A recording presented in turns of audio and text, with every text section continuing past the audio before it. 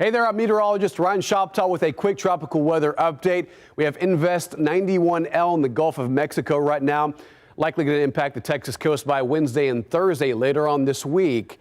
And depending on if it strengthens into a tropical storm, Alberto is the first name on the 2024 slate of names. Here it is for the Atlantic season, wrapping up with Tony, Valerie, and William. But again, all eyes on the Gulf of Mexico right now for Invest 91L. And if it strengthens into a storm with sustained wind speeds over 39 miles an hour, it could be our first name of the Atlantic season. Before we talk about that, for Texas since 1967, in the month of June, we've seen 12 storm landfalls. In July, a little less, and it's mostly August and September.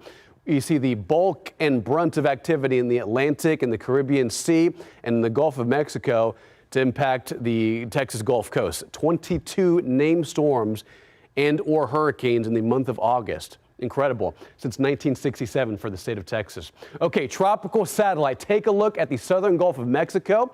With this red shaded region, the National Hurricane Center has flagged this area for tropical cyclone development, specifically for Invest 91L right here. It's not organized. You can see the wind field at the surface. It's overlaid on top of this map. Nothing in terms of a defined circulation. It's just a broad area of winds and a broad area of thunderstorms. However, notice how much action is happening on that western side. It's tapping into the warm water of the Gulf of Mexico. Once you see pink and white on infrared satellite imagery, that's indicating powerful thunderstorms that are reaching 50, 60, 70,000 feet in height. And that's indicating, again, a very promising and strong tropical system as it takes advantage of the warm water of the southern Gulf of Mexico. Now, water isn't the only factor. It's also wind shear and dry or moist air. There is some wind shear in the western Gulf of Mexico, so it will have to fight 30 to 40 mile-an-hour winds as it tries to gain momentum as it pushes farther northwest. However, look at all this dry air, lots of it between Texas and Mexico, and this system right here is going to try and push farther northwest, and it'll have to battle the wind shear and the dry air aloft, and that may be a couple of factors that inhibit tropical cyclone development. Here's a high-resolution forecast model by Tuesday night, 8 p.m. That's when these outer bands of rain start to push into southeast Texas towards Houston, Galveston, maybe western Louisiana. But it's mostly late Tuesday night and Wednesday morning when these bands of rain get a little closer to San Antonio, Corpus Christi, and towards deep South Texas, Brownsville to Galveston, maybe as far north as Austin and Del Rio.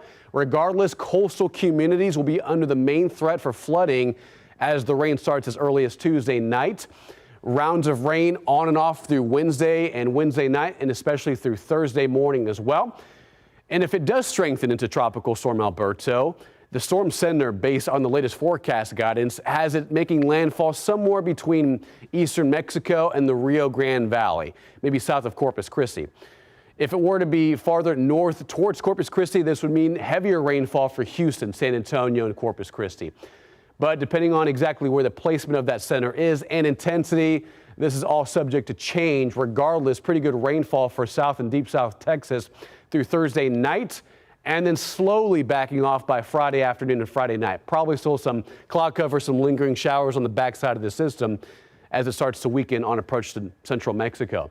So here's one forecast model. This is the GFS American model. I want to show this because it is the most aggressive. It's indicating worst case scenario.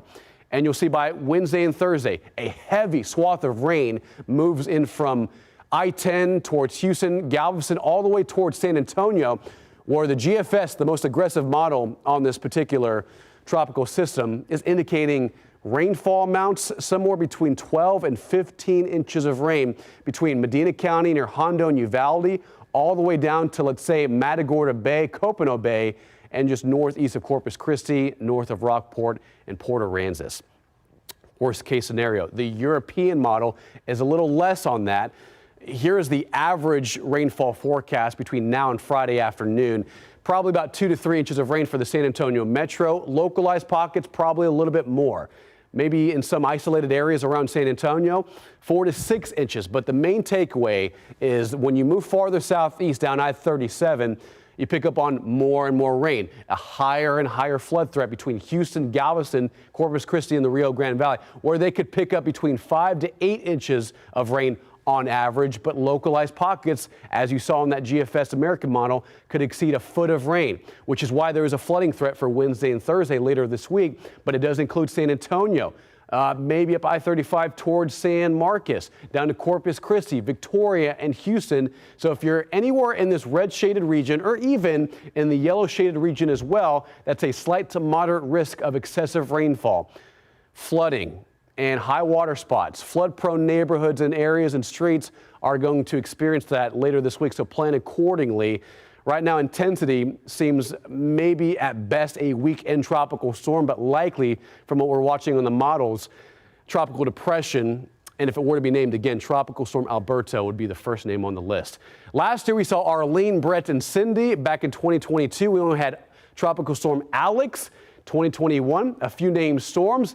But back in 2019 and 2018, no activity in the Atlantic Basin in the month of June. So it just shows you how much activity is considered average or typical we see in the month of June during hurricane season.